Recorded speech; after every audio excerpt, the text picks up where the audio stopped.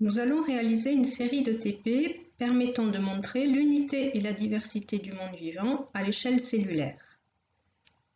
Ces TP s'inscrivent dans la partie du programme du concours C intitulée Unité et diversité du vivant, et plus précisément Unité et diversité du vivant à l'échelle cellulaire. Il est demandé de démontrer que la cellule est l'unité de base de la constitution de tous les êtres vivants, mais également que la cellule présente des particularités en relation avec des spécialisations fonctionnelles. Au cours de ces TP seront présentées les deux catégories de cellules qui existent, ces dernières se distinguant en fonction de la présence ou non de noyaux. Les cellules eucaryotes sont des cellules avec un noyau. L'étymologie de ce mot est E qui signifie en grec bien, vrai, et karyote qui vient de karyon signifiant noyau. Donc il y a un vrai noyau.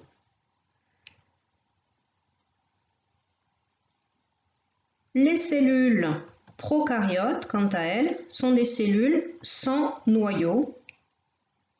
On retrouve ici le préfixe pro qui signifie primitif et toujours karyote ou karyon qui signifie noyau. Donc on est avant l'apparition du noyau.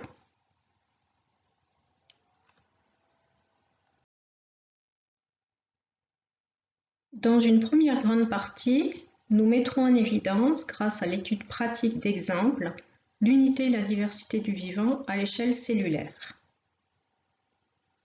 On étudiera tout d'abord le modèle cellulaire eucaryote de type animal au cours du TP numéro 1. Puis nous aborderons le modèle cellulaire eucaryote végétal lors du TP numéro 2.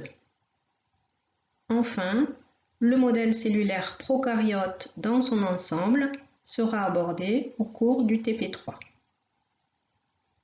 Nous terminerons par la partie théorique qui permettra de faire un bilan concernant l'unité et la diversité de ce monde vivant à l'échelle cellulaire.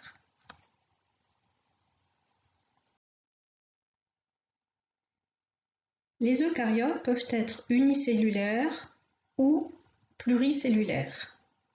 Les organismes unicellulaires ont une cellule plurifonctionnelle, c'est-à-dire qu'elle peut réaliser les différentes fonctions d'un être vivant, à savoir la fonction de reproduction, la fonction de nutrition et enfin la fonction de relation. On peut citer par exemple les ciliés de la panse des ruminants que l'on étudiera plus tard au cours de l'année. Les eucaryotes pluricellulaires, quant à eux, sont constitués de nombreuses cellules différenciées ou spécialisées dans une fonction particulière. Nous envisagerons dans ce TP deux exemples principaux impliqués dans la fonction de nutrition. Nous étudierons la cellule acineuse pancréatique, un exemple de cellule animale spécialisée dans la sécrétion de protéines de type enzyme digestive.